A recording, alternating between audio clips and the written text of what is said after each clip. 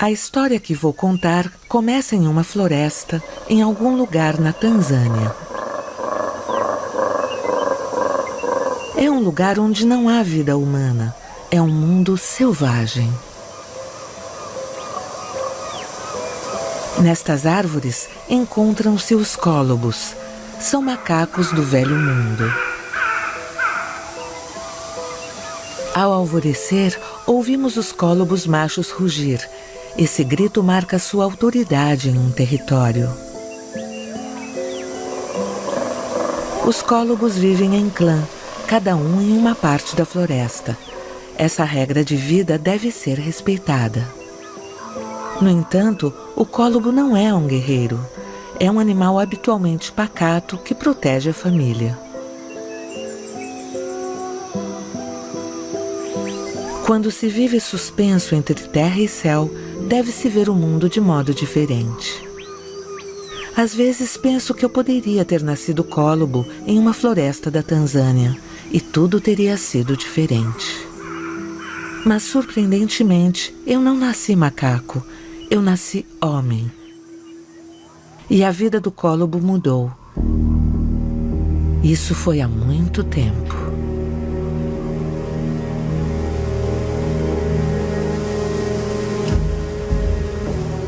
Um dia, os cólobos tiveram um choque.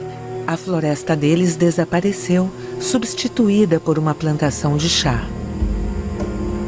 O cólobo nunca tinha visto isso antes. O que o cólobo também nunca tinha visto era eu. Ele nunca tinha visto um ser humano. Ele ficou perplexo ou curioso. Ele me observou colhendo o chá. Esta plantação era minha, era o meu território. O cólobo não tinha entendido, então eu o capturei.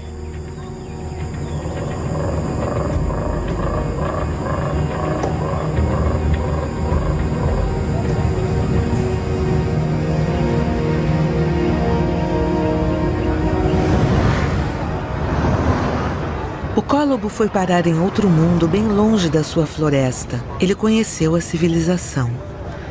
Eu encontrei um papel para ele. Ele me diverte.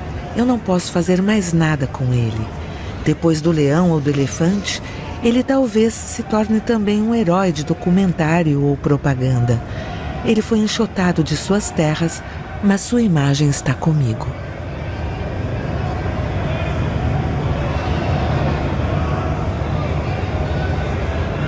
Milhares de anos de civilização se passaram. A existência desse mundo selvagem ainda nos fascina. Como se a natureza estivesse, de certo modo, em nós, apesar do progresso. Esta fascinação pelo mundo vivo não é recente. Ela remonta à própria origem da humanidade. Há 36 mil anos, nos muros das grutas, os homens pré-históricos pintavam bisões, leões, cavalos selvagens. Eles tinham medo, eles viviam submissos à natureza.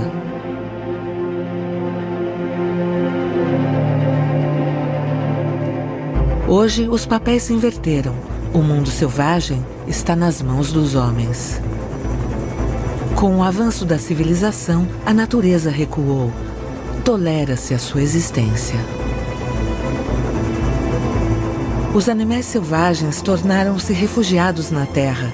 Eles têm sede, fome e medo. Logo não terão mais para onde ir. Desaparecem uns após os outros. São substituídos por um mundo doméstico que alimenta, que serve, um mundo útil aos homens. Em 500 gerações, ou seja, em apenas 10 mil anos, tudo foi domesticado, ou quase. A agricultura mudou a cara do planeta. Agora é a vez da genética e da química. 4 bilhões de anos de evolução moldaram a vida na Terra. Progresso, esgotamento, clima. Em apenas algumas centenas de anos, a espécie humana abalou tudo. Nesse ritmo, como será nosso mundo no futuro? Ainda é tempo de abrir os olhos para o que nos cerca. Esta é a história de uma viagem para nos reconciliarmos com a Terra.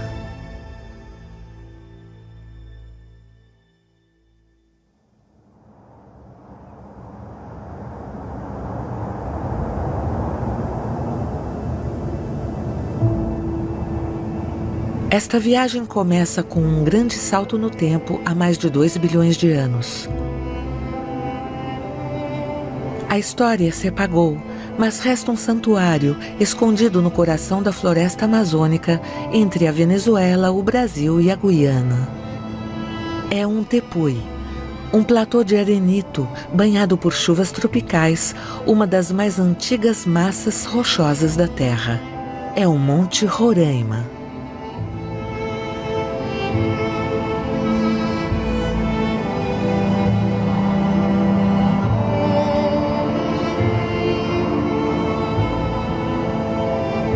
Não é um monte comum, é um mensageiro do tempo.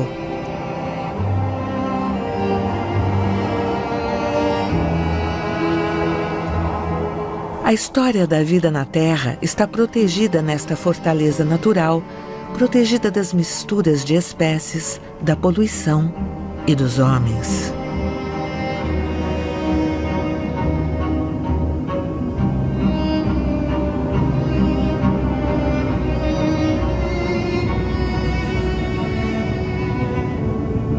Quando nos aproximamos de Roraima, vemos a superfície da Terra como em seus primeiros dias. O solo não é fértil, é um mundo de rochas nuas, percolado, rico em minerais.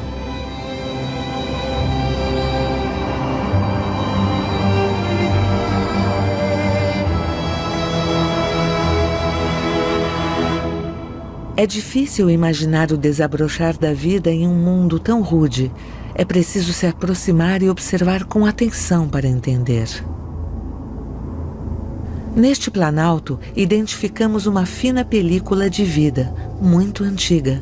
São os líquens, organismos minúsculos, metade planta, metade fungo. Os líquens são pioneiros, são tenazes, resistentes. Eles podem viver em autarquia, sem raízes no solo, se alimentando apenas do carbono que paira no ar. Com o carbono, o sol e a água, os líquens produzem reservas para a vida toda.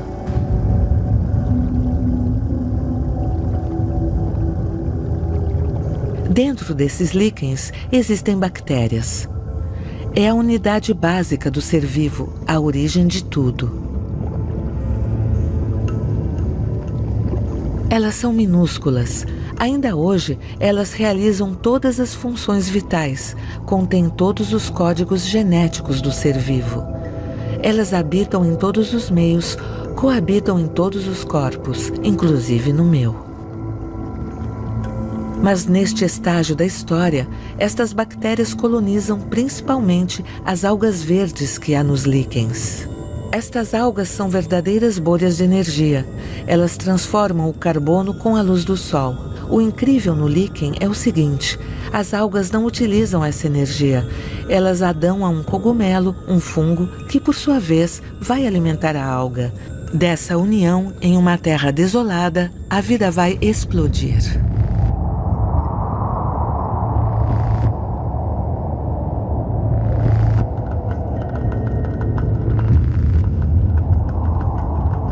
Os cogumelos surgiram muito cedo sobre a Terra. No entanto, são os grandes esquecidos da história natural. Seu reino fica à parte do reino animal e vegetal. Eles não comem, eles decompõem a matéria. Eles não têm cabeça nem galhos, mas uma rede de filamentos capaz de proliferar obstinadamente, mudar o curso.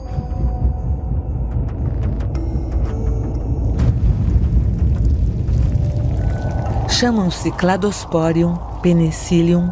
Eles são indispensáveis à decomposição orgânica, aos antibióticos, aos fermentos.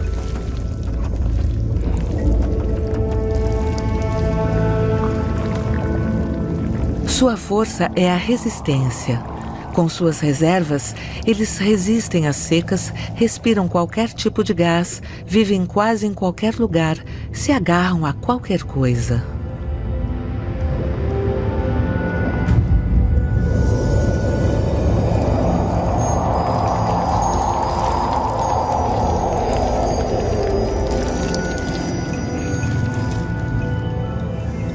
Eles não se deslocam, mas utilizam o vento para dispersar seus numerosos esporos. Eles são tão leves que, geração após geração, eles acabaram conquistando a Terra inteira.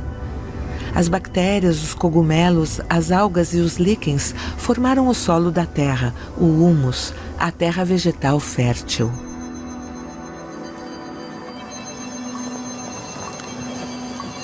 Atualmente, o solo contém uma rede infinita desses fungos minúsculos. Nós não os vemos, mas eles existem. Eles vivem em simbiose com as raízes das plantas.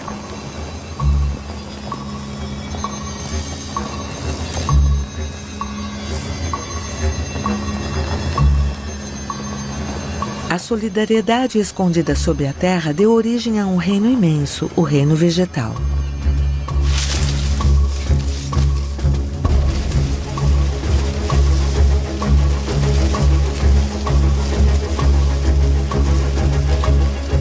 Do lado de fora, a vida não se arrasta mais, ela se ergue, é a corrida para a luz. Tudo é permitido para ultrapassar seu vizinho, até se enroscar nele. Existem 300.000 plantas sobre a Terra, todas se abrem ao sol através de suas folhas. Esta corrida faz nascer um dossel florestal, um telhado verde, tão denso que logo o sol não alcança mais o solo. Então, bromeliáceas e epífitas ganham os galhos altos, se beneficiando da chuva e do sol. As plantas avançam sobre as árvores, enchendo-as de vida como torres de Babel.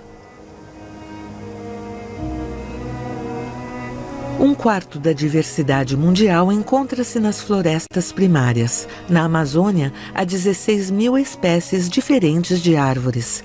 É uma nuvem de vida suspensa a mais de 40 metros de altura, com grandes árvores, espécies de gigantes desastrados, cujas raízes mal conseguem ficar eretas.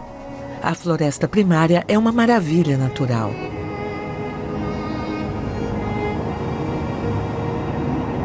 Esse mundo verde devora o carbono do ar e o transforma em troncos e folhas. Em troca, ele produz oxigênio. Esse milagre começou há 350 milhões de anos, no período Carbonífero.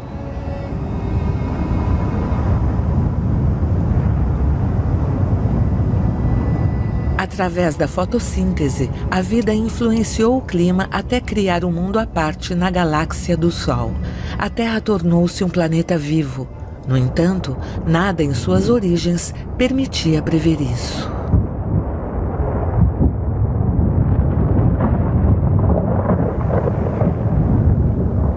No início, a Terra era sobretudo inóspita, um mundo de brasa e fogo.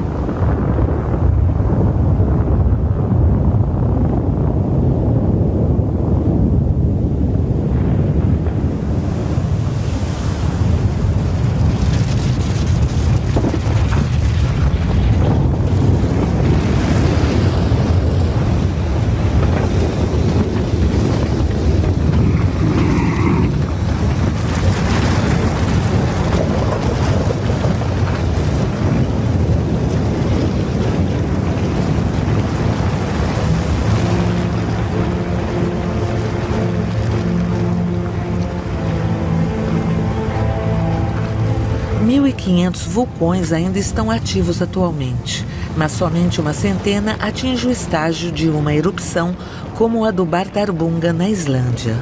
É um vulcão vermelho efusivo que deve seu nome à cor das suas lavas, que derramam a mais de 1000 graus.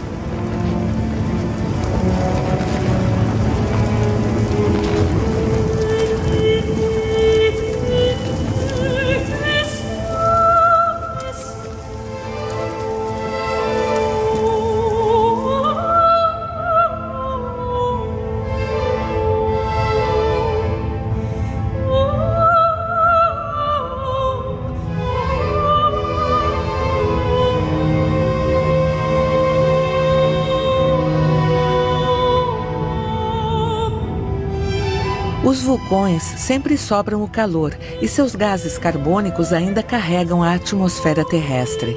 Suas nuvens de enxofre bloqueiam os raios de sol.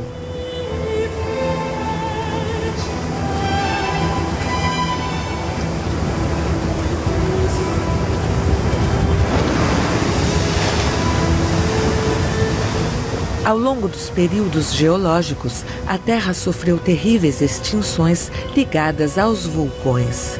A vida desmoronou, queimou, sufocou, mas a cada vez ela existiu.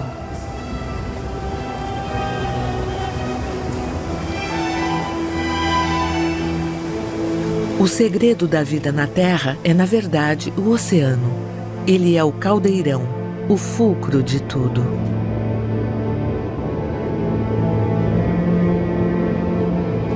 De perto ou de longe, tudo o que vive provém da água.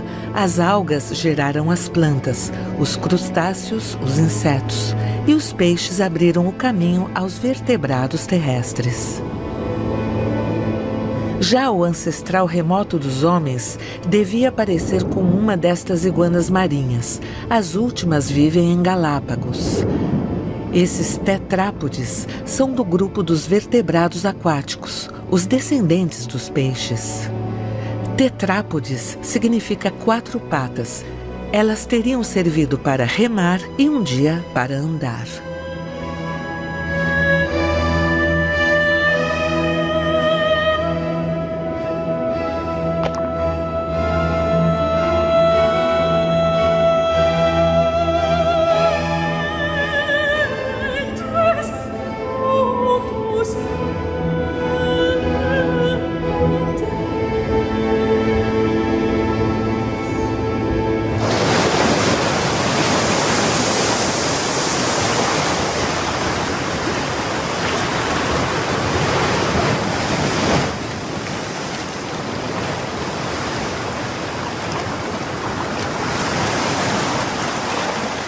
E um dia a fornalha desapareceu.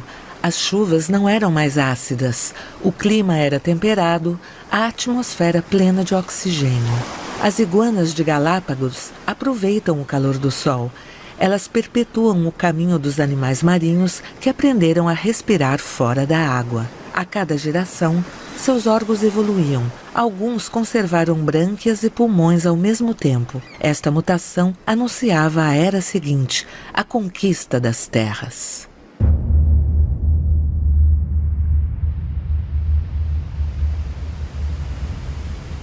Dezenas de milhares de espécies deixaram o oceano. Este longo caminho as levou para além do mundo conhecido, para as florestas primárias. 200 milhões de anos foram necessários a esses aventureiros para alcançar esse novo mundo. Os primeiros que conseguiram não foram os mais fortes, pelo contrário, foram os menores, como as salamandras, o grupo dos anfíbios.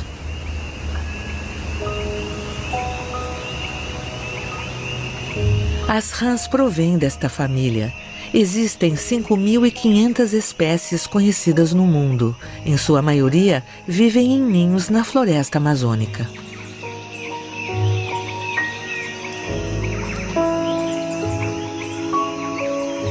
A rã waterfall é pequena, do tamanho de um selo postal. Ela tem ventosas nas patas que a ajudam a agarrar-se nas árvores.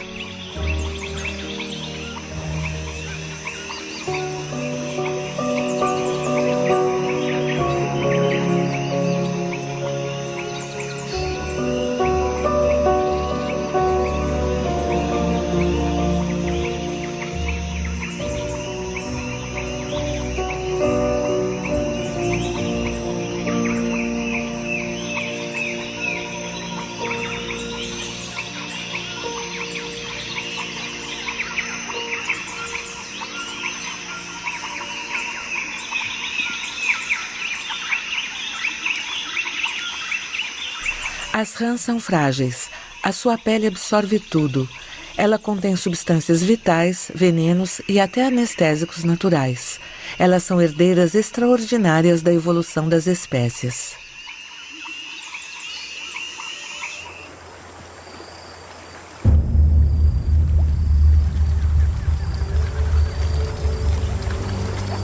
Um outro grupo de conquistadores muito antigo é o dos crocodilos. Eles têm a pele grossa e mandíbulas terríveis, mas na realidade, eles não são tão fortes assim. Esses animais dependem do meio que os cerca. Qualquer mudança de temperatura logo os cansa.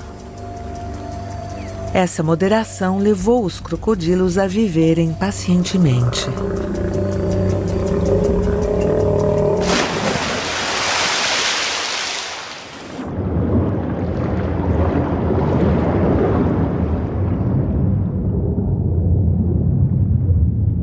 Essa paciência favoreceu a camuflagem e a arte da dissimulação. Ela produziu uma diversidade extraordinária de morfologias.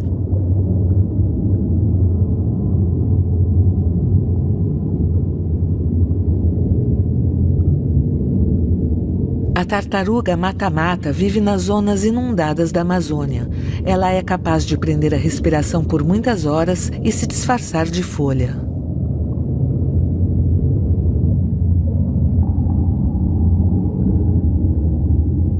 A anaconda sabe esperar dias de tocaia até uma presa vir se saciar.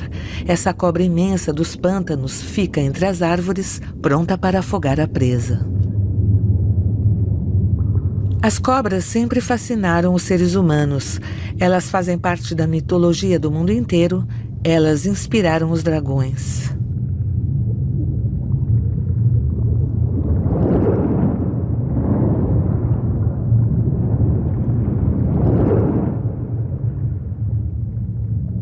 Na Amazônia, esse lodaçal nunca dura muito tempo. Quando a chuva para, a água escorre para os rios e os animais buscam outra zona inundada.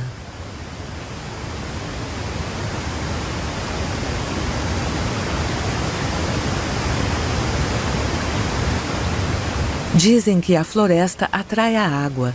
Uma chuva torrencial, às vezes até um verdadeiro dilúvio, geram rios imensos. Sem as árvores, as imensas cataratas do Iguaçu, no Brasil, não existiriam.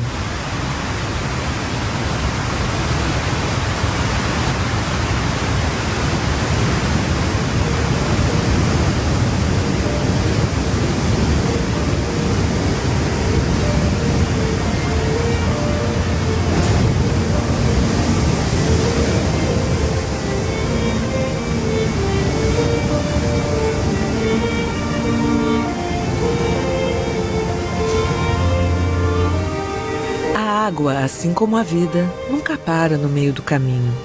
Quantas espécies apareceram, quantas mudaram o rumo do ser vivo? Devemos mergulhar no coração do Iguaçu para descobrir uma maravilha da história da vida.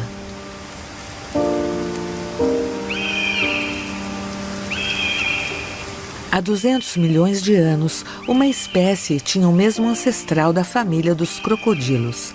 Ela deixou a água e virou-se para o céu. Primeiro, tornando-se mais leve e mais ágil. Sem dúvida, os primeiros se contentavam em avançar aos pulos. Os últimos deram o grande salto.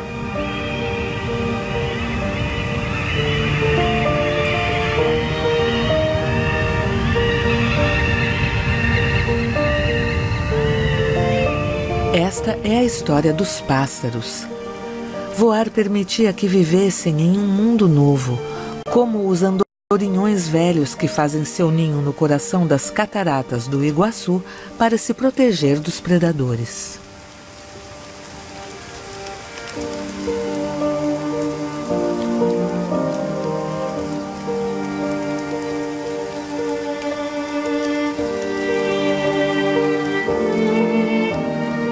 Existem cerca de 10 mil espécies de pássaros.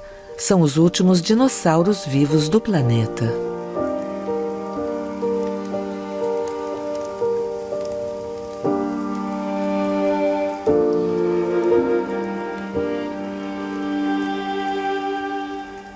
A floresta é a memória de todas as experiências da vida na Terra.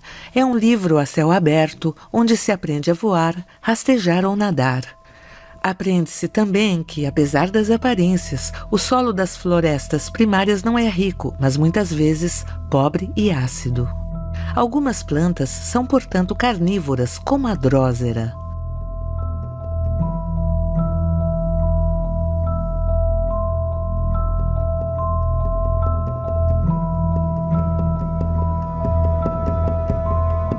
A drósera se cobre de orvalho para pegar suas presas. É uma armadilha. Os insetos são atraídos por seu cheiro e até pelo seu aspecto.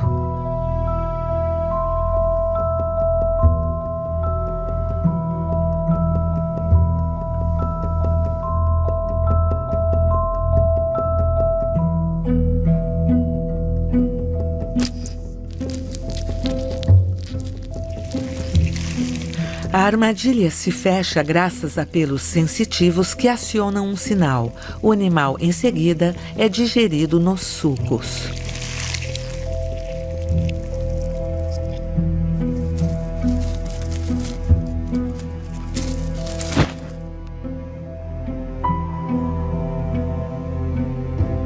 A Vênus papamosca leva entre 2 e 3 semanas para digerir uma presa. E um dia, ela lança ao vento um esqueleto vazio e aguarda sua próxima presa.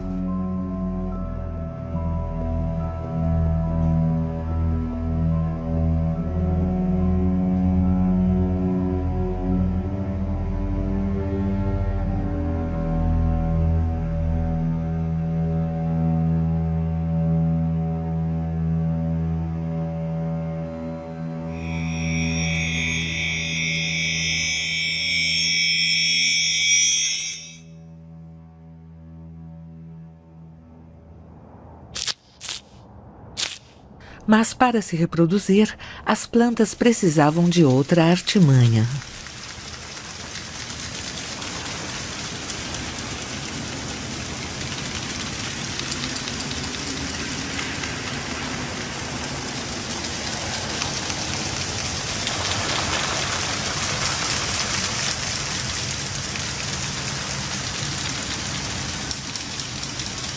Neste mundo verde, quase monocromático, o olho só se exercitou para ver contrastes. À medida que a visão se aperfeiçoou, uma revolução incrível ocorreu. A revolução das cores.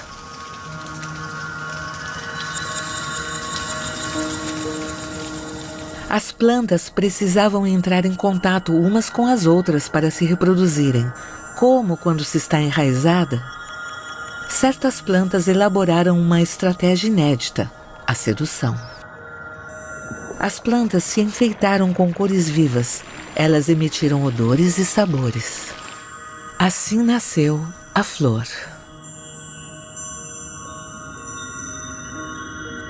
As flores tinham como missão atrair aqueles que voavam, rastejavam ou andavam, enfim, manipular os coletores de pólen para usá-los sem que eles soubessem.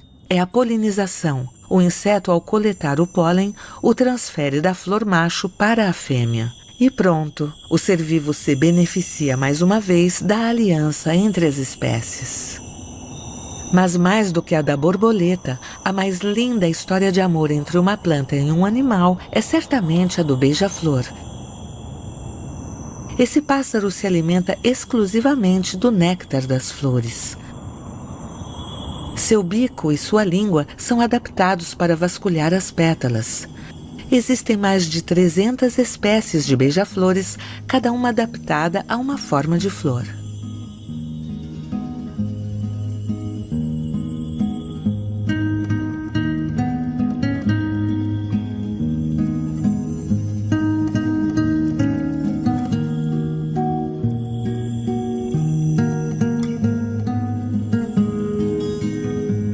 O coração do beija-flor bate forte, até 1.200 pulsações por minuto.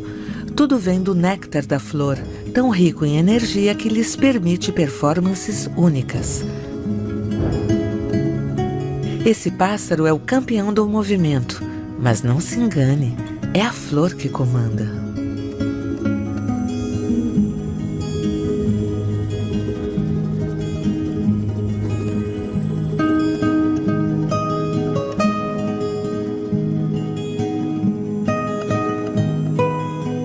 Todo ano, na estação do acasalamento, a sedução invade as florestas da América Central. Nesse jogo, o grande vencedor é o beija-flor mirabilis.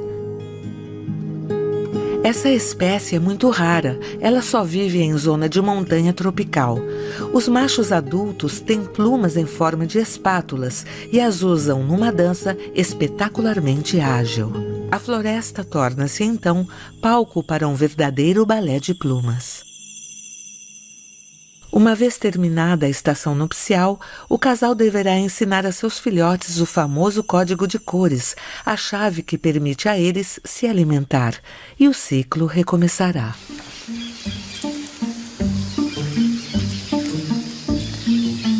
O que a floresta nos ensina é finalmente que a cooperação entre seres vivos é mais importante do que parece.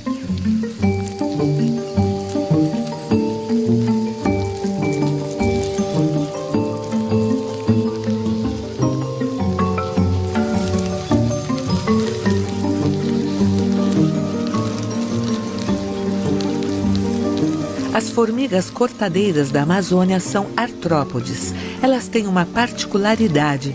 Elas cultivam um fungo. Elas sabem selecionar as espécies, estaquear, multiplicá-las.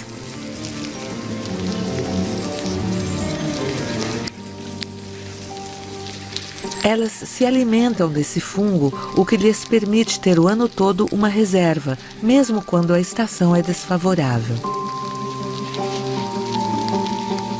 Algumas formigas não fazem nada, enquanto outras trabalham duro, mas esses insetos são, de fato, a origem da vida em sociedade, onde cada um ocupa uma posição e uma função em um grupo. A colônia torna-se, então, um superorganismo capaz de sobreviver à fome, capaz até de decompor árvores inteiras.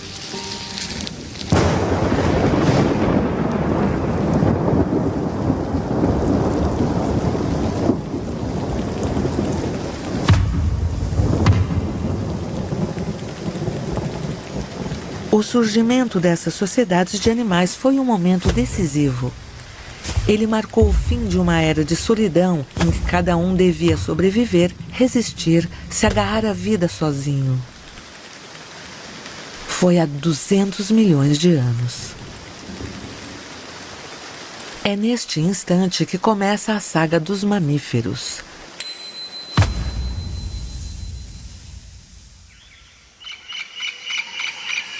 Essa família é a nossa, a dos humanos. Os mamíferos, como estes macacos prego do Brasil, são vertebrados de sangue quente. Eles amamentam seus filhotes e vivem em clã. E isso muda tudo.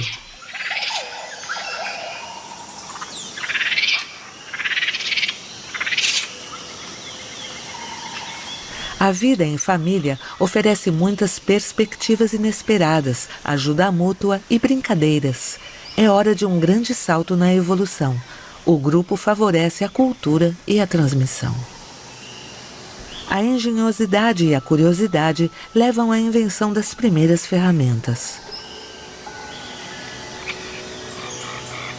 A experiência dos macacos prego é impressionante. É um presságio da etapa que modificará o mundo.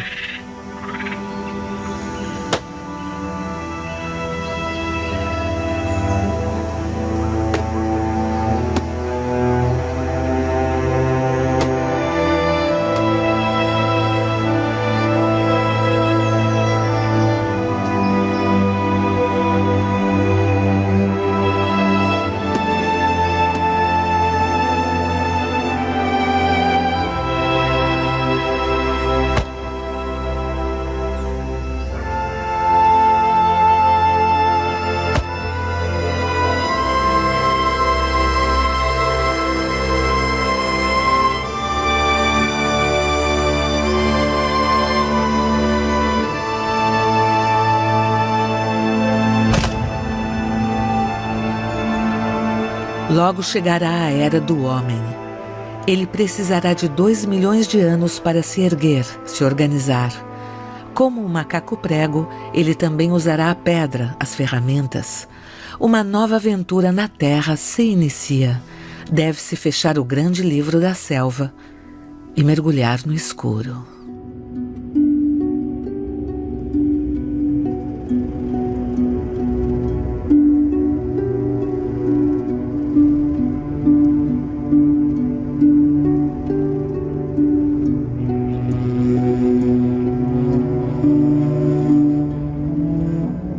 começa a minha história, a do ser humano.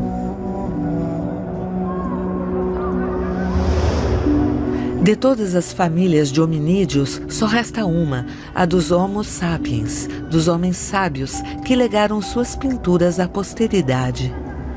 Foi há 36 mil anos, na caverna de Chauvet, na França. O Homo sapiens deve sua sobrevivência a seu espírito. É provavelmente esse poder que o levou a representar o que o cercava. 1000 desenhos e pinturas feitos com óxido de ferro e carvão vegetal, pois o homem domina a técnica do fogo. Identifica-se 14 espécies de animais, dentre elas animais perigosos como os leões, os mamutes, os rinocerontes lanudos, os ursos. O homem não se desenha, ele desenha os outros seres vivos. Ele tem consciência da existência deles.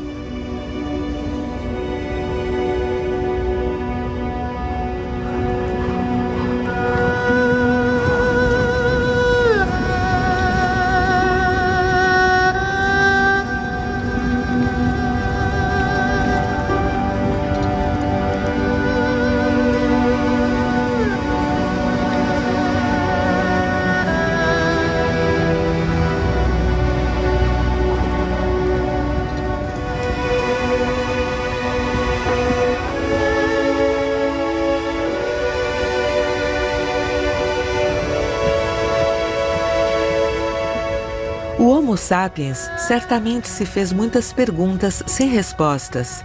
Então, ele preencheu seus vazios através da arte, da expressão, da cultura, toda uma rede de histórias e códigos de grande complexidade.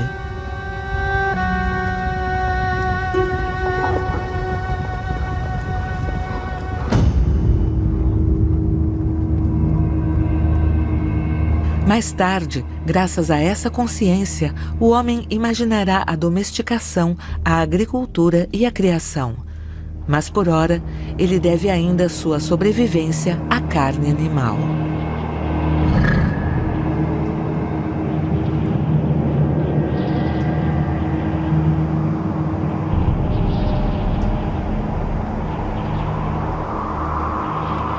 Era preciso se aquecer e se alimentar.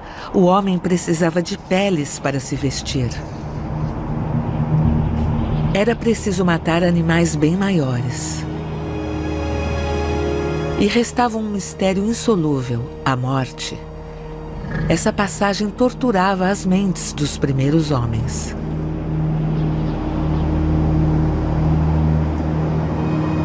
Assim, sem dúvida, nasceu o xamanismo, diálogo entre o ser humano e os espíritos da natureza.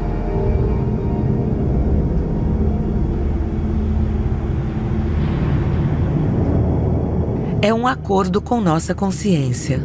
A caça tornava-se então uma troca. Negociavam a morte das presas junto aos espíritos da floresta. Tudo era vida. A água que canta no rio, as rochas que o margeiam. A árvore tinha alma, boa ou má, ameaçadora ou favorável. Era possível falar com ela e ela respondia. Essas crenças ditas animistas eram muito comuns na pré-história. Consciência ou crescimento, o Homo sapiens estava em contato direto com o mundo vivo.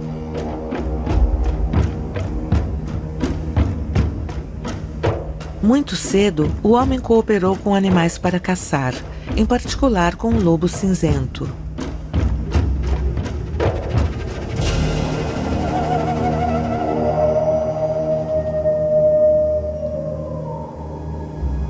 O lobo é um animal de clã. Ele também caça para se alimentar.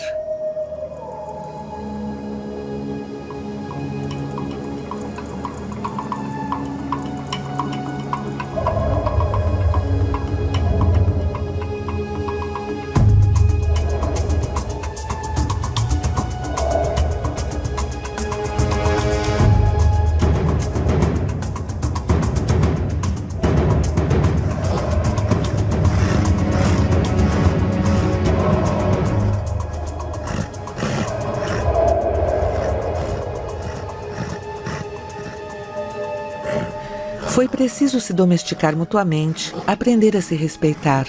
Durante milhares de anos, nós caçamos juntos. Tínhamos interesse nesta cooperação e é por isso que ela existia, mas ela era incerta. O lobo foi domesticado há 15 mil anos. Foi o primeiro. Ele deu origem à família dos cães. Um ramo do lobo, contudo, permaneceu totalmente selvagem, fazendo desse animal um ser à parte na memória dos homens. Nos contos infantis, ele é a figura do aliado do qual desconfiamos.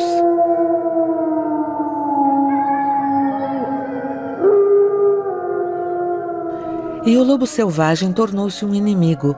Um outro animal apareceu para servir ao homem.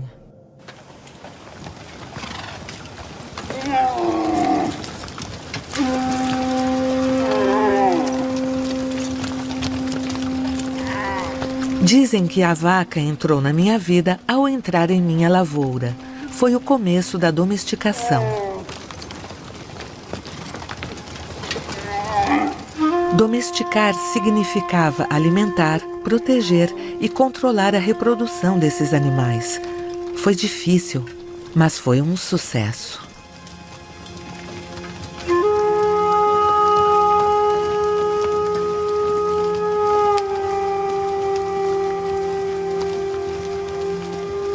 Existe hoje mais de 1 bilhão de bovinos no mundo, todos descendentes de um pequeno grupo de auroques selvagens domesticados no Oriente Médio.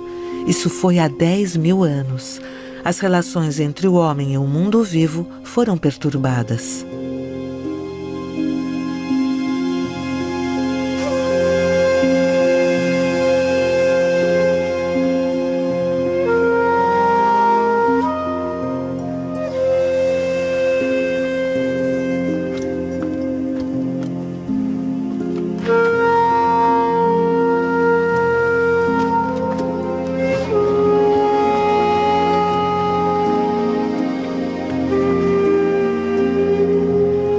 A vaca era uma fonte rica de alimento, trabalhava-se o seu couro e ela era utilizada principalmente para o trabalho nos campos. Era o tempo da agricultura. A agricultura é também uma domesticação, a das plantas. O homem aprendeu a selecionar e a reproduzir os arrozes, papoulas, aveias ou trigos. Existiam milhares de variedades selvagens na terra.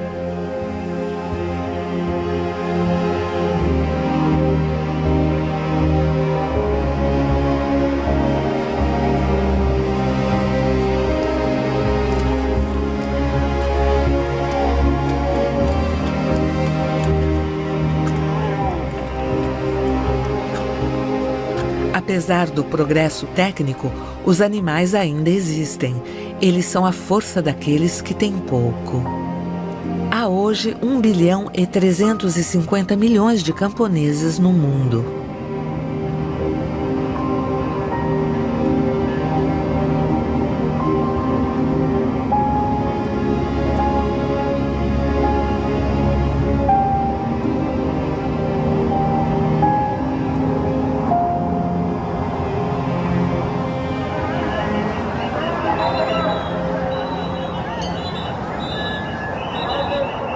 O homem era o criador. Ele era o dono também. Os animais domésticos traziam prosperidade. Eles eram o seu orgulho.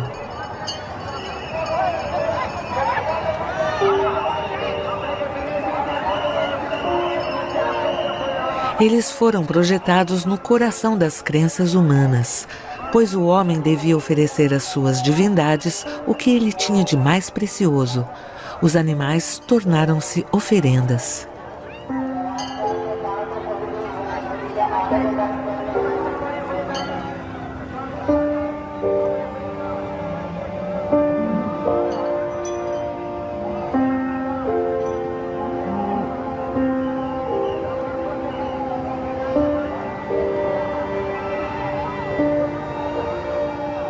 Ainda hoje, sacrifica-se animais às forças divinas.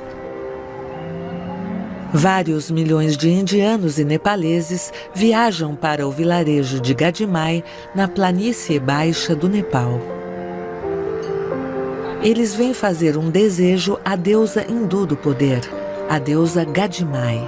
Mas para que o desejo seja satisfeito, devem oferecer uma vida aos deuses do mal, de modo a afastá-los da deusa. Para aqueles que viajaram, o animal que vai morrer era muitas vezes a verdadeira ou até única riqueza da família. Uma morte por uma vida melhor.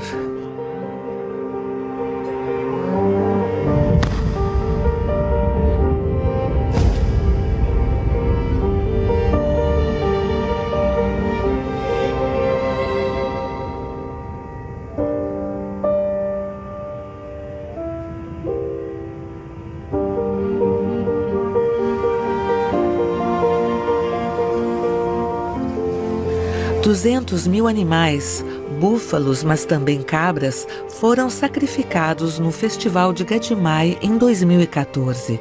Foi o último. O sacrifício não existirá mais. A opinião pública indiana e nepalesa conseguiu finalmente a proibição definitiva. Gadimai é um símbolo, uma imagem que fere, mas no fundo, fazê-la desaparecer não muda nada. Eu tenho o direito de vida e de morte sobre o planeta.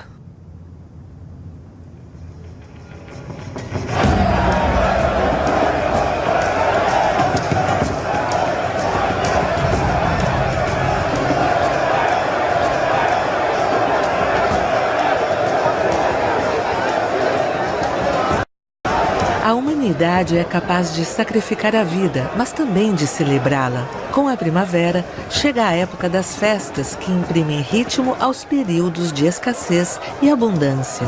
Na Índia, a cada ano, é o festival Holi em que rezam para a volta da terra fértil.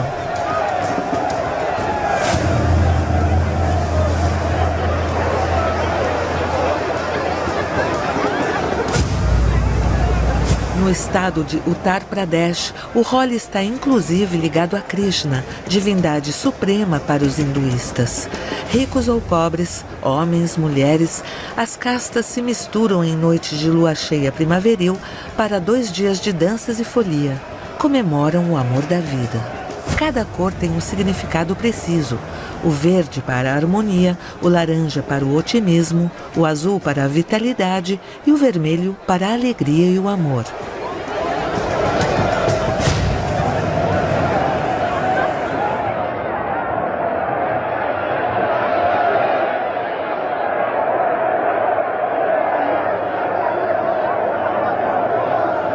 O espírito das plantas e o xamanismo desapareceram.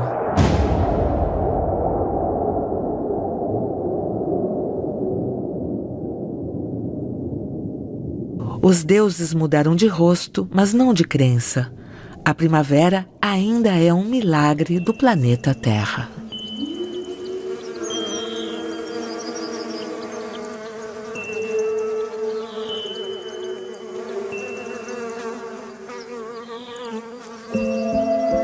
A primavera se deve a estas abelhas. Elas se deixam conduzir por sabores, manipular por flores que desejam ter seu néctar coletado.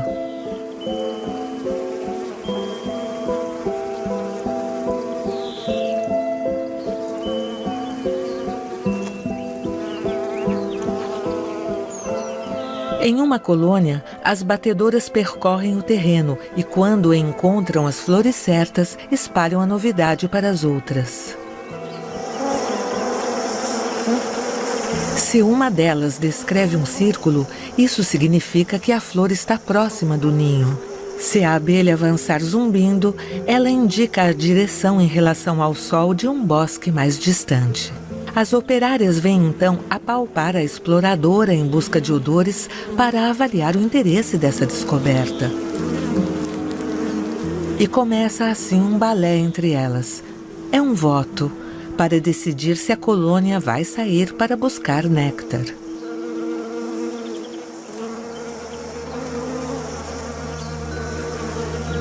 É aí que eu entro.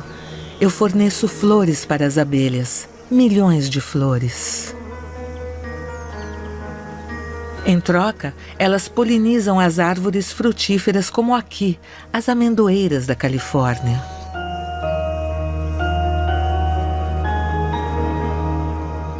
Eu lhes ofereço a abundância, mas tem um preço. Coletar o néctar e o pólen da mesma flor pode ser perigoso para o inseto. As abelhas podem se envenenar com os pesticidas utilizados para tratar as árvores. Eu sacrifico uma parte destas preciosas operárias, porque a vida me parece uma fonte inesgotável.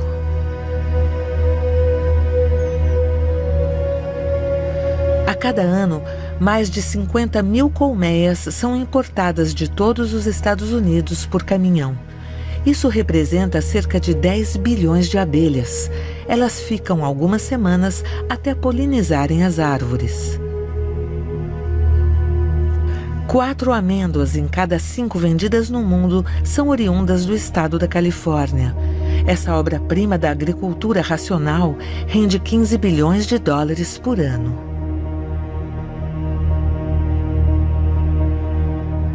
Falta água doce para fazer mais. Os 3/4 de reservas do planeta são engolidos pela agricultura. Quando a água torna-se muito rara, arranca-se até árvores. É mais rápido e lucrativo. A relação com a vida se transforma profundamente. Não há mais misticismo. Ela agora é econômica. Em nome do produtivismo agrícola, pode-se muito. Pôr abaixo montanhas, deslocar rios.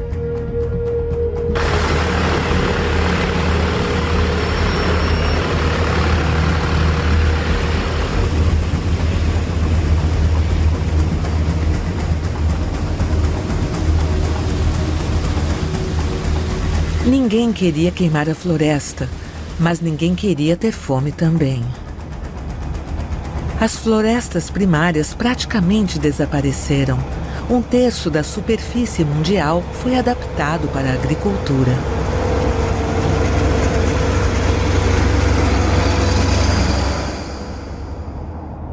Em 10 mil anos, a face da Terra mudou.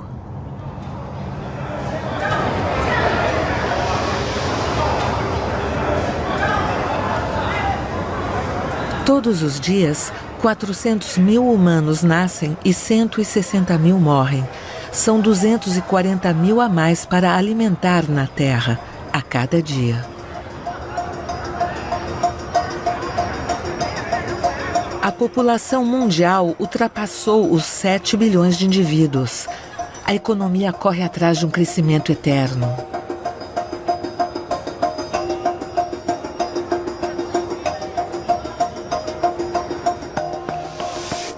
A performance e a inteligência levam a humanidade à frente. Educação, cultura, a sociedade humana é uma concentração de cérebros.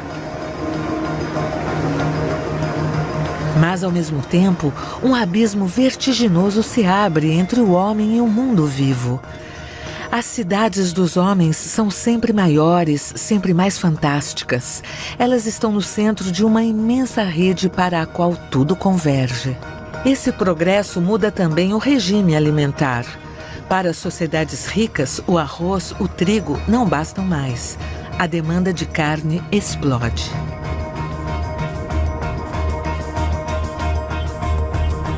Lançada a plena velocidade, em pleno crescimento, a criação tornou-se, por sua vez, uma indústria globalizada.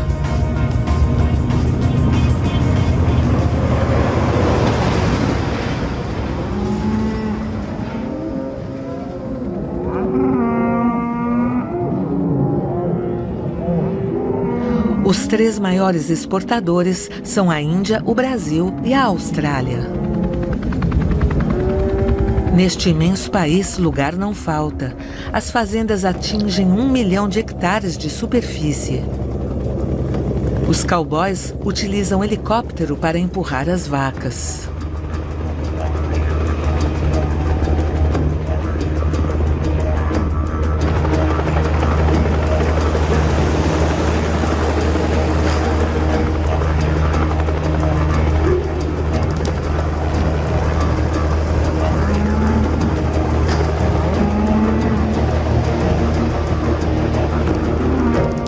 Perto de Darwin, nos territórios do norte, os ranchos possuem, em geral, 50.000 cabeças. Essas vacas são selecionadas por sua resistência natural. Elas provêm de cruzamentos entre a raça Brahman e Angus, capazes de viver sozinhas o ano todo.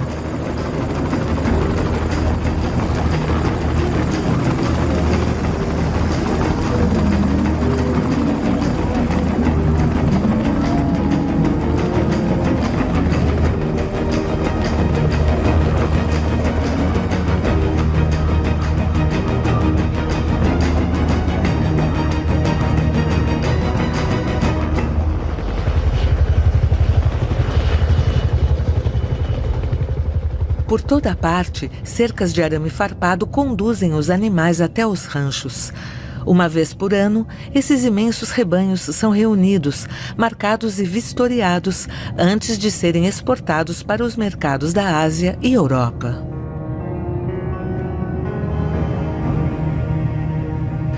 A Austrália exporta mais de 1,5 milhão de toneladas, equivalente carcaça de carne bovina. Nem contam mais os animais, mas seu peso vivo ou em pedaços. O animal tornou-se um produto.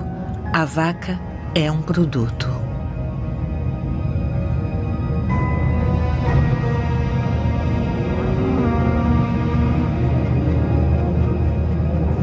Os Estados Unidos foram os pioneiros desta mercantilização da vida.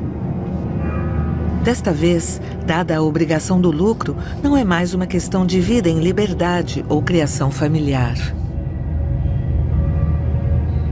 O sistema baseia-se em parques de engorda que podem conter até 100.000 cabeças, uma alimentação sem capim, à base de milho e hormônios de crescimento. Os animais se alimentam até de farinhas animais, fabricadas a partir de carcaças de animais moídos. Esse coquetel de proteínas força o crescimento dos bovinos. Isso chama-se criação intensiva. Esses animais são alimentados sob vigilância científica, mas no fundo são engordados para produzir mais carne, mais rápido, mais barato, para haver lucro. Então, eu fecho os olhos. A vaca e a cabra também se tornaram máquinas para sintetizar matérias-primas. De um lado, injeta-se água e rações. Do outro lado, saem 700 milhões de toneladas de leite por ano. O animal sofre, mas é preciso produzir mais e o mercado compra por mais barato. A automatização reduz os custos de mão de obra. Ela afasta ainda mais o homem dos animais. Eu quero comer carne, mas prefiro não ver que é preciso matar o animal. Então, eu fecho os olhos.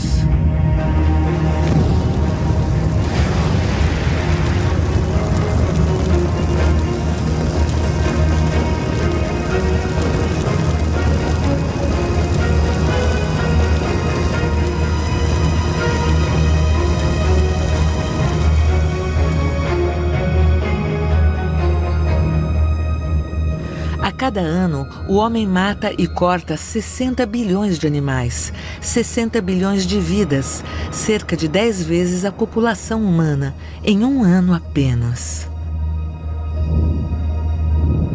Só os matadouros industriais e os setores intensivos podem acompanhar uma demanda de carne que aumenta sem cessar.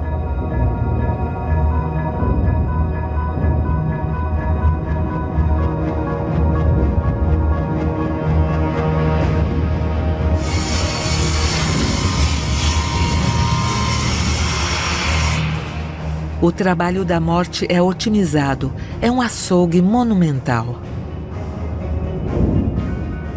O trabalho em série foi inventado nos matadouros no final do século XIX. Eficiente, racional, as fábricas de automóveis fizeram o mesmo. A indústria alimentar só responde a uma demanda absurda: produzir sempre mais para vender sempre mais barato. O abate é um trabalho penoso, então não se pensa muito nisso. O gesto de cada trabalhador é cortado da sequência que poderia lhe dar um significado. Não se mata mais, aperta-se um botão. Não se corta um leitão, ele é separado em peças. E no final, não comemos mais animais. Comemos escalopes, bifes, pedaços, peças anônimas. Como se nenhuma vida tivesse existido.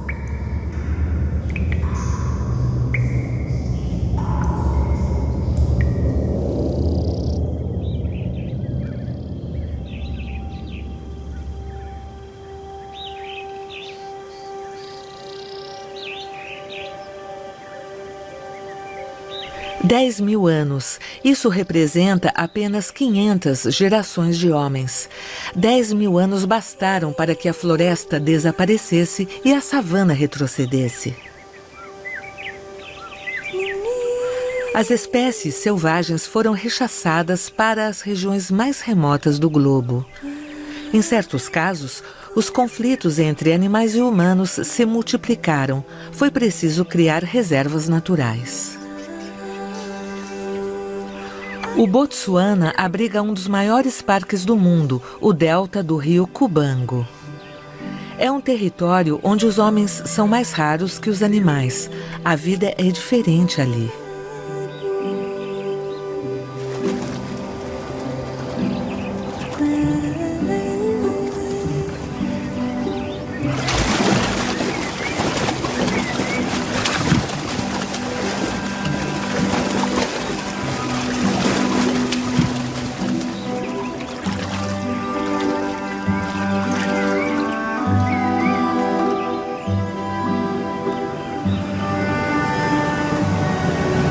Esses santuários são visitados, são um pouco como os jardins zoológicos, mas maiores. Pode-se fazer um safari para encontrar os últimos animais selvagens. O acesso às reservas é pago, o dinheiro arrecadado permite administrar esse território. A reserva torna-se, então, uma espécie de livro da história natural a céu aberto, pelo qual se passeia com curiosidade. E que espetáculo incrível! Nesta terra sem desnível, o rio se divide em centenas de canais, cheios de ilhas, e se perde em meandros que se estendem a perder de vista por 15 mil quilômetros quadrados. O Cubango é um território excepcional. De repente, nos encontramos em um planeta selvagem. Compreendemos então como 25 milhões de anos de evolução favoreceram as girafas com pescoço longo para que pudessem alcançar as folhas altas das acácias. Observamos à vontade o elefante. Desta vez, são as acácias que dependem dele. O elefante dissemina suas sementes em seu excremento, garantindo a reprodução das árvores em toda a região. Em Cubango, há 200 mil elefantes. Eles vivem em clãs, sob a direção das fêmeas mais idosas, que são a memória dos territórios e das estações. Esses clãs passam o dia todo buscando fontes de água e alimento. Com suas defesas de marfim, eles descascam as árvores e arrancam as raízes para se alimentar. Não parece? Mas esses enormes paquidermes são sensíveis. Sua trompa pode levantar um tronco, assim como acariciar, comunicar com outro membro do clã.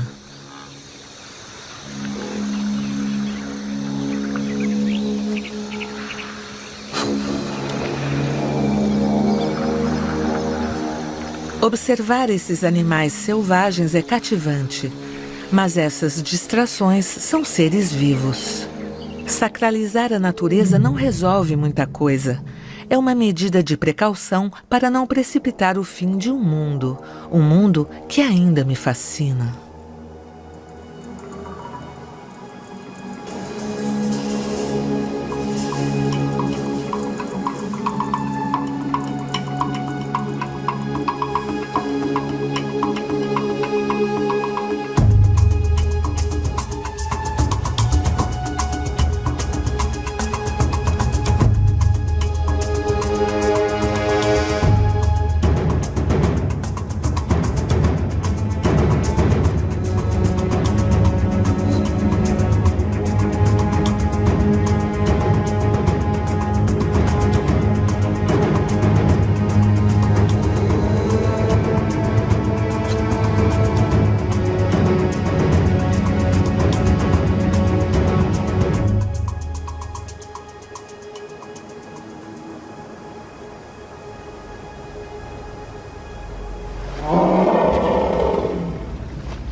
Sem dúvida, a minha história está mais ligada a esses animais do que desejo admitir.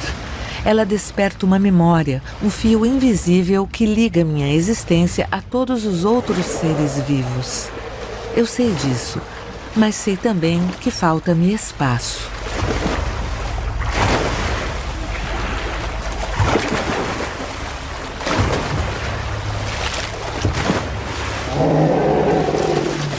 $200.000 elefantes, isso representa a metade de todos os elefantes da África. Eles são numerosos demais para o território de Cubango apenas, mas esse delta é tudo o que lhes resta. Portanto, esses animais devem aprender a viver como refugiados.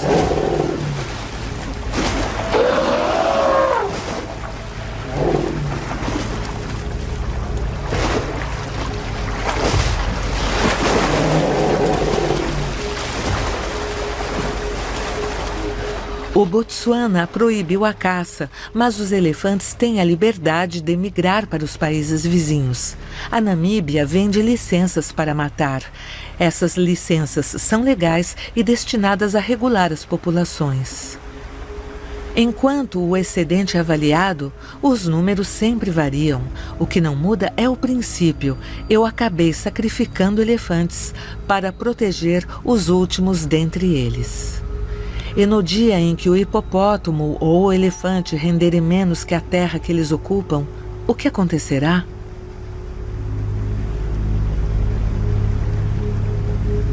O delta do Cubango não é uma terra deserdada. É um delta exuberante graças à água do rio. Esta mesma água ameaça hoje a reserva. A Angola e a Namíbia, a montante do rio, precisam dela para irrigar um vasto projeto de cultura de arroz. Se o projeto for levado a cabo, esse delta pode virar um deserto. E ao mesmo tempo, como não entender as populações que precisam de água para suas culturas? Pode-se escolher entre proteger elefantes e alimentar os homens?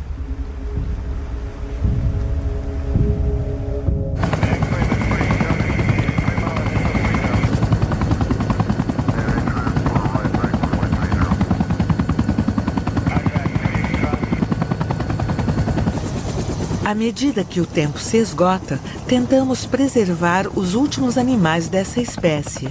As reservas da África do Sul são o último refúgio dos rinocerontes do planeta. Certas reservas são pequenas demais para acolhê-los ou fecham, então é preciso transferir os animais para novos centros de acolhimento. Um poderoso sedativo imobiliza os músculos do rinoceronte. Deve-se cobrir seus olhos, obstruir seus ouvidos.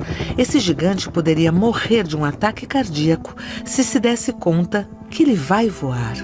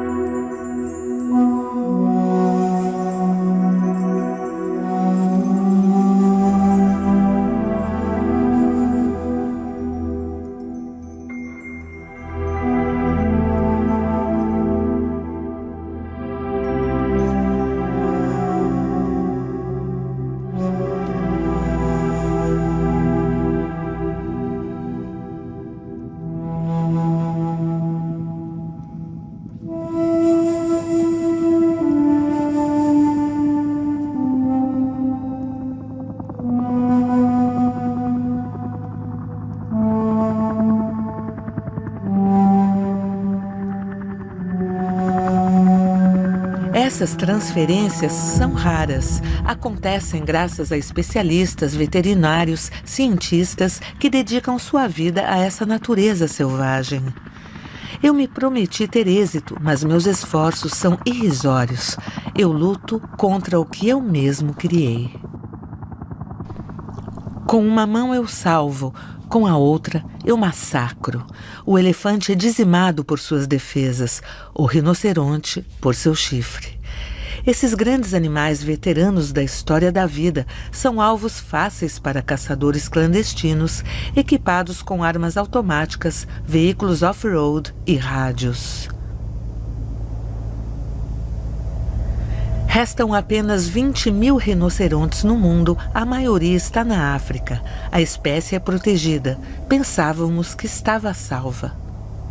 Mas em 2014, em um ano apenas, 1.500 morreram com tiros de traficantes.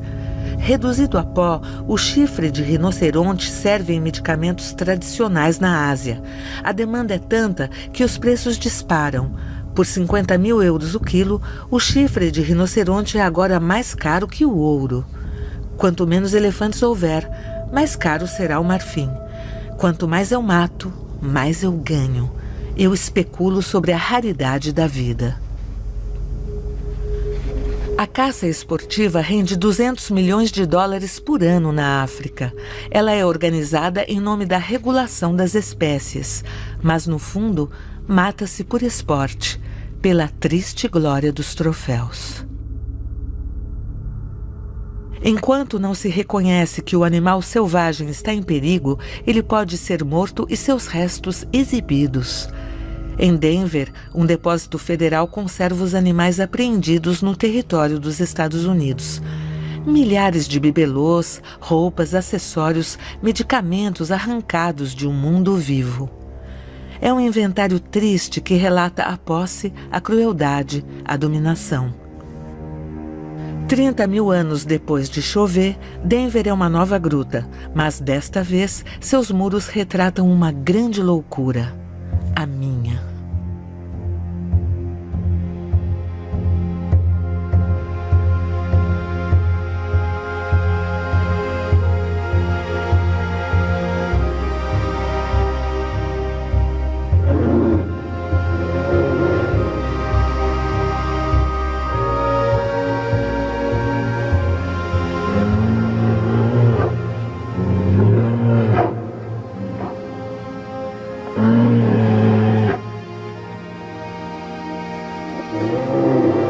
Nenhuma região é poupada.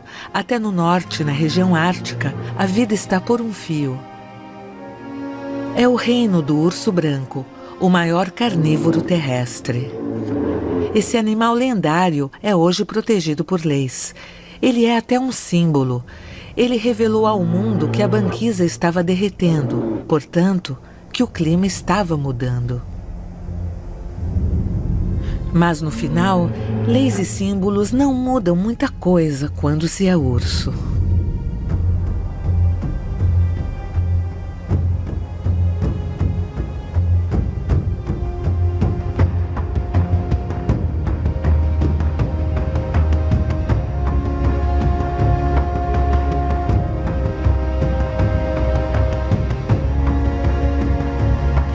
Leis e símbolos também não protegem a vida dos homens. Os nenetes também estão desaparecendo. Esse povo da Sibéria sempre viveu aqui ao ritmo do frio, conduzindo rebanhos de renas selvagens.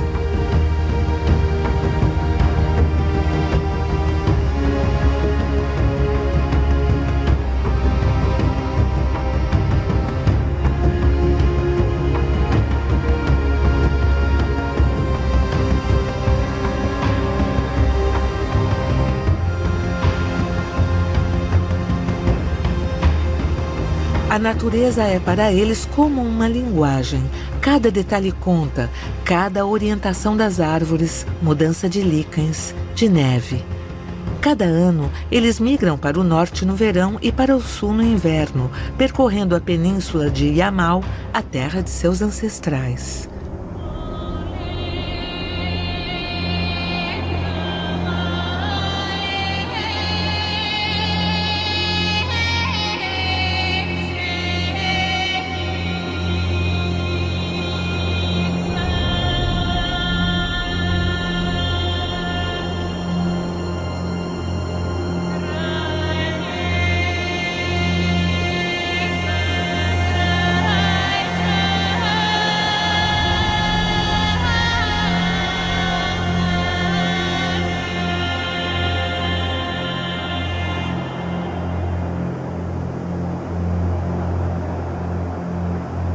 Os Nenetes sobreviveram aos czares e à Revolução Russa. Desta vez, o impensável se ergue diante deles, a mudança de todo o clima.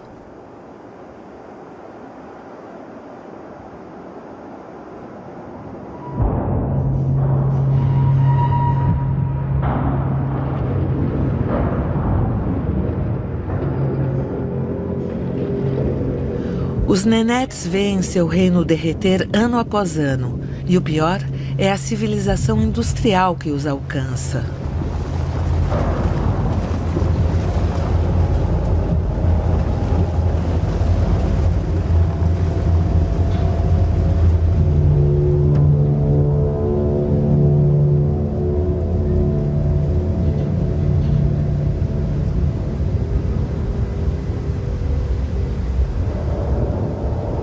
A marcha para o progresso é uma máquina que não se pode parar.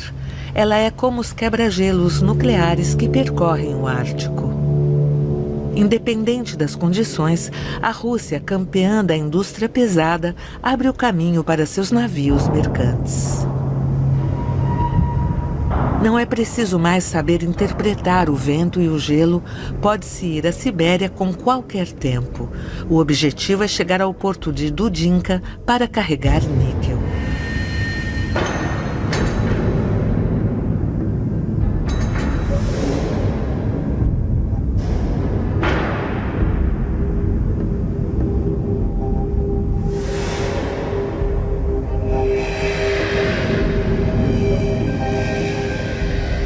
Esse mineral é raro na Terra. Ele sai de uma das maiores minas do mundo e também um complexo metalúrgico, a mina de Norilsk. O níquel é utilizado para fabricar ligas metálicas. Ele serve para toda a metalurgia. Ele entra até na composição de moedas.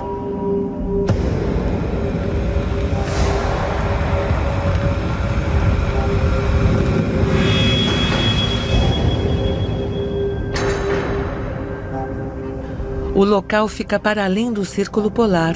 Ele fica mergulhado no escuro 4 meses por ano. Apesar do frio, até menos 50 graus, 170 mil habitantes vivem todo o ano nessa cidade de concreto, maltratada pelo gelo e degelo.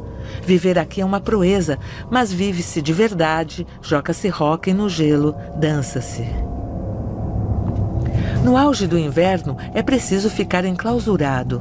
De todo modo, ninguém vem a Norilsk passar férias. Vem-se aqui para trabalhar para uma mina.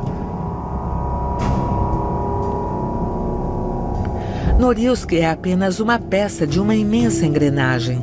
É a máquina que impulsiona a humanidade em uma corrida louca, mas grandiosa também. Ainda que envenene todo o planeta. Aqui de manhã não é mais para o sol que olham, mas para a direção das fumaças para saber qual bairro será tóxico. A cada ano, o local injeta na atmosfera 2 milhões de toneladas de gases, essencialmente carbono e enxofre. Esses rejeitos, como os de milhares de usinas no mundo, darão a volta ao mundo através de ventos e correntes. 50 mil moléculas sintéticas foram fabricadas em um século. Elas não existiam antes do homem. Hoje, essa química invade toda a Terra.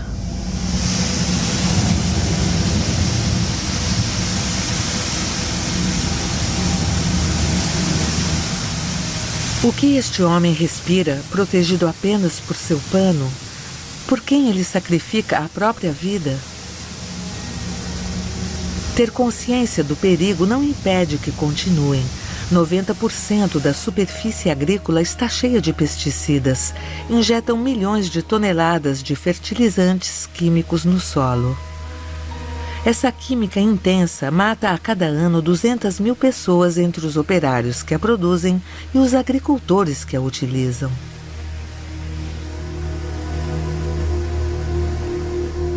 Os poluentes estão em toda parte. Nos tecidos vivos das plantas e animais, e agora nos dos humanos. Eles chegam ao topo da cadeia alimentar.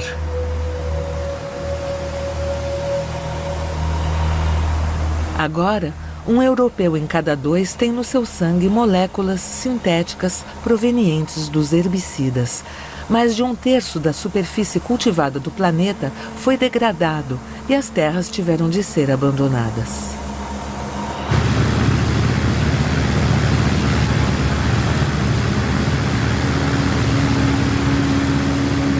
Essa química, originalmente, não objetivava ameaçar o homem nem destruir a vida. Pelo contrário, ela buscava melhorá-la. Mas falta distanciamento para distinguir o progresso do perigo.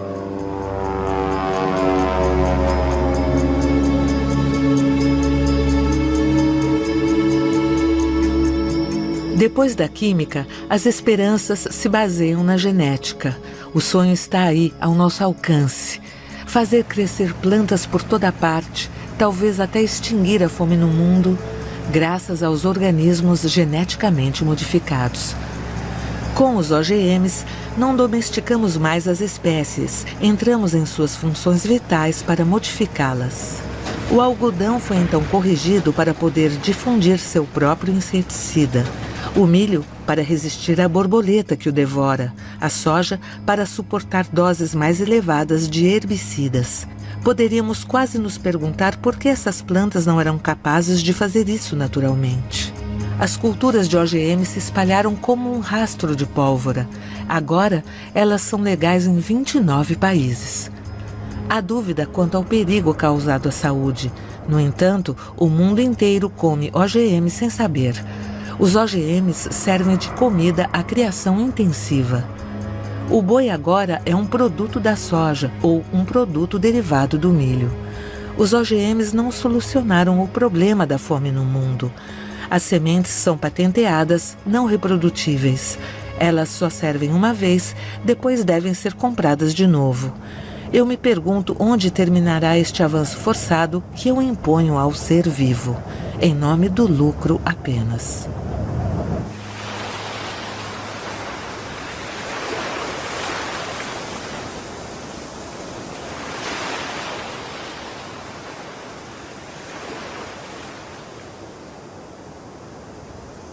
Quando eu olho para Bangladesh, eu constato que o caos não está tão longe. Nestas planícies alimentadas pelo Ganges e o Brahmaputra, cultiva-se ainda manualmente, segundo métodos seculares. As rendas são baixas, as colheitas aleatórias, devem se inclinar aos caprichos do rio, se adaptar às marés e à monção.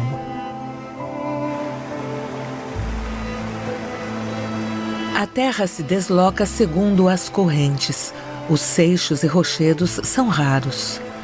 É preciso construir constantemente quebra-mares, migrar para novas ilhas de areia para instalar casas e escolas.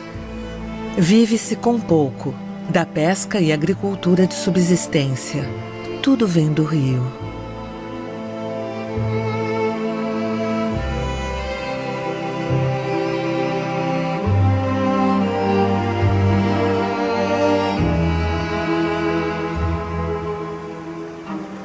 Bangladesh tem 160 milhões de habitantes, 160 milhões de pessoas totalmente dependentes da agricultura, portanto, do clima.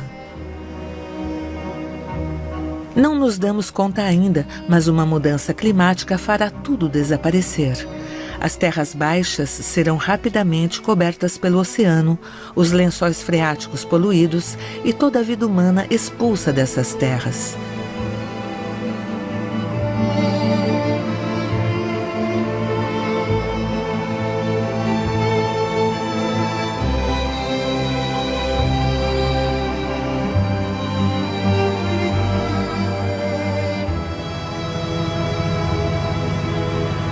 Tudo o que foi construído aqui é efêmero.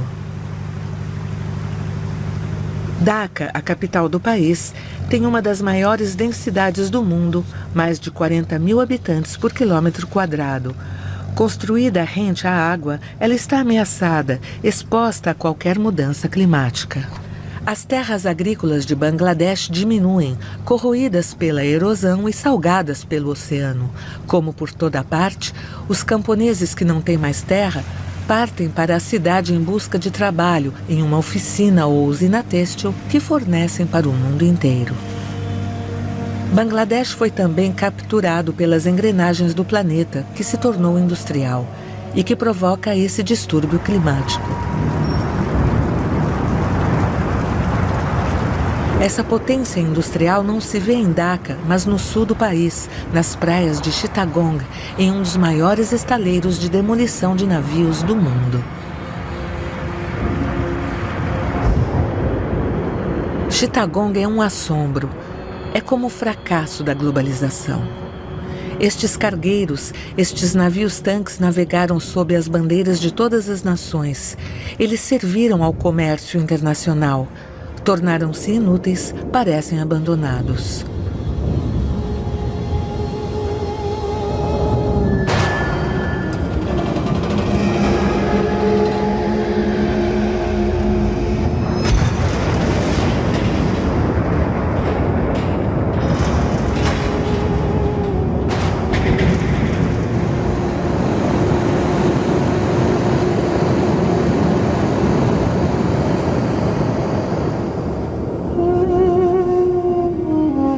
Estas obras monumentais, símbolos da potência industrial, são desmanteladas sem nenhuma proteção manual, ou quase.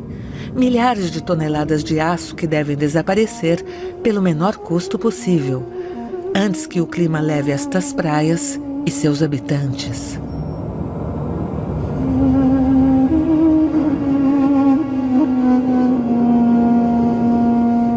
Como gêneros humanos tão diferentes coexistem na Terra, como a química de uns transforma a vida dos outros, como se tem fome aqui e não lá.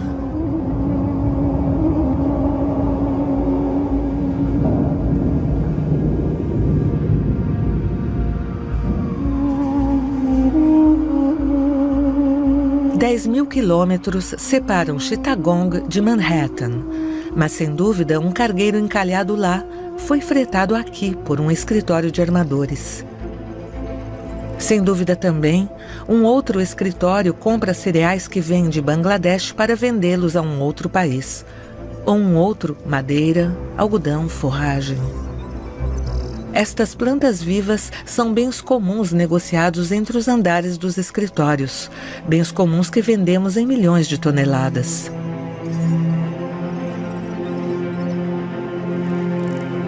Em um outro edifício, pratica-se talvez o comércio da terra agrícola, cedido por milhões de hectares com seus líquens, suas raízes e todos os seres vivos invisíveis. Mas uma ligação aqui na cidade pode também ordenar a proteção de uma floresta ou a preservação de uma espécie. Um escritório certamente já trabalha aqui, evitando a fome no mundo.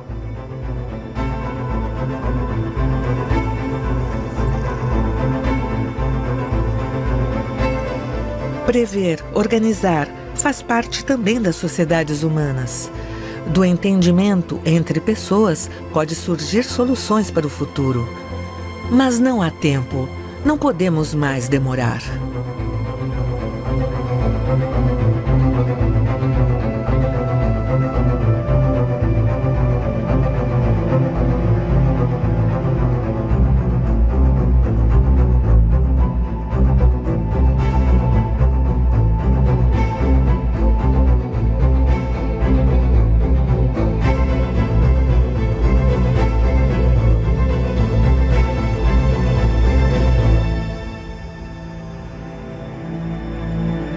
Em 40 anos, metade dos animais selvagens desapareceram. Estima-se que 60.000 espécies de plantas não existirão mais daqui até 2050. E há imprevistos. Como podemos proteger os últimos antílopes saigas quando metade da espécie se extingue em menos de um mês após um calor extremo? Poderemos erradicar a extinção dos últimos leões do continente africano, atingidos por doenças novas até então desconhecidas? O ritmo é 100 vezes mais rápido que a taxa natural. Os fatores se combinam. Se adicionarmos a pressão do clima, tudo está reunido para desencadear uma extinção em massa das espécies. Como não temer que depois de animais, plantas e outros seres vivos, o próximo na lista não seja o próprio homem? Então, desta vez, fecharemos os olhos, de uma vez por todas.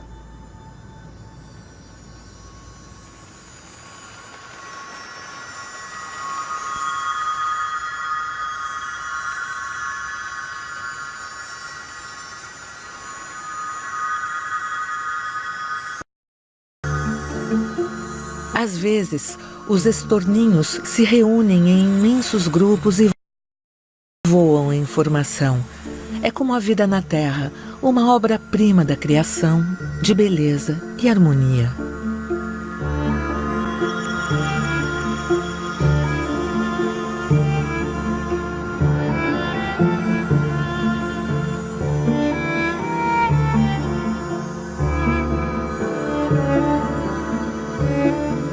Desde que o homem existe, a história do ser vivo foi moldada pela sua consciência. Considerar novamente a vida que nos cerca, voltar a ter atenção, respeito pelo outro ser vivo, ainda pode mudar muitas coisas.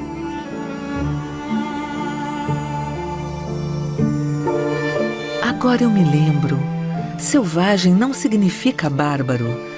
O selvagem não se opõe à civilização. Selvagem significa simplesmente aquele que mora na floresta. Defender o selvagem, defender a floresta, é um pouco como defender minha história, meu planeta, minha casa interior. Quanto mais observo este mundo selvagem, mais eu compreendo. É o ponto de referência que falta no meu caminho. Sozinho, lutando contra a minha civilização, eu consegui vencer a fome. Eu protegi os meus. Mas esta corrida é minha perdição hoje. Então, se eu reaprender a viver em harmonia com essa vida selvagem agora, eu voltarei a ser humano, para mim, para os meus, e assim protegerei minha própria espécie. Este amor pelo ser vivo está de certo modo cravado em mim. É ele que ainda fala a minha alma de criança. É ele que aperta meu coração quando sinto o vazio da morte. Então, deixem-me abrir os olhos para o mundo e olhá-lo com respeito. All around me are familiar faces, worn out places, worn out faces, bright and early for the daily races, going nowhere, going nowhere. The tears are filling up their glasses. No expression, no expression. Hide my head, I wanna drown my sorrow. No tomorrow, no tomorrow. And I find it kind of funny, I find it kind of sad. The dreams in which I'm dying are the best I ever had. I find it hard to tell you, I find it hard to take when people run in circles. It's a very mad world.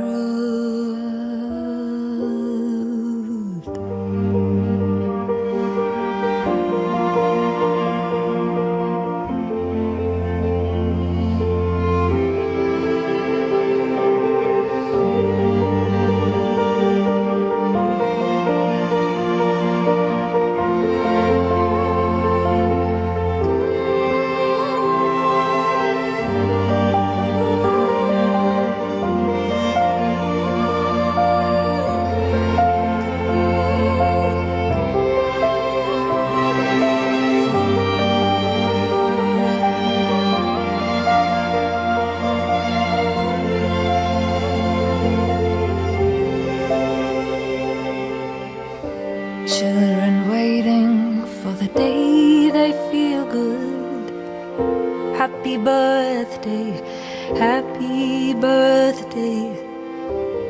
And to feel the way that every child should sit and listen, sit and listen.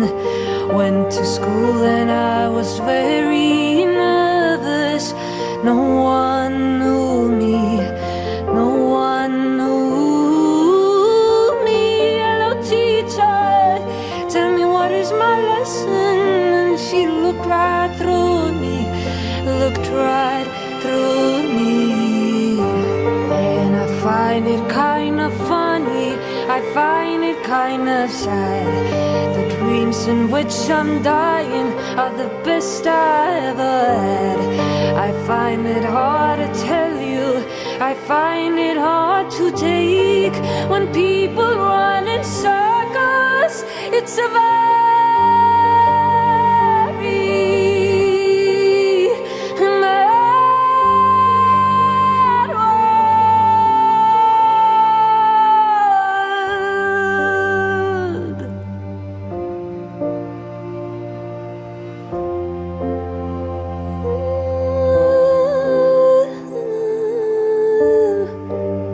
it's a very